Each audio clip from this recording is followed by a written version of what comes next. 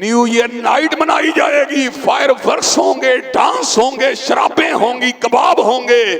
और जनाब मुसलमान फिर भी अब्दुल्ला और अब्दुर्रहमान रहेगा, मुसलमान फिर भी अबू बकर उमर के नाम से अपनी निस्बत को छोड़ के फिर भी मुसलमान रहेगा, मुसलमान फिर भी अपने आप को गुलाम मोहम्मद कहता रहेगा, मुसलमान फिर भी अपने आप को गुलाम रसूल कहता रहेगा। और तेरी रसूलुल्लाह से गुलामी किस तरह की है, तेरी अबू बकर उमर से निस्बत किस तरह की है, तेरी अल्लाह के साथ गुलामी किस तरह की है। तू हर काम करता है जिसमें अल्लाह की बगावत है, तू हर काम करता है जिसमें रसूलुल्लाह की बगावत है, तू फिर भी मुसलमान है, तू फिर भी अब्दुल्ला और अब्दुर्रहमान है। अफसोस की बात है तेरी अकल के ऊपर तुफ है।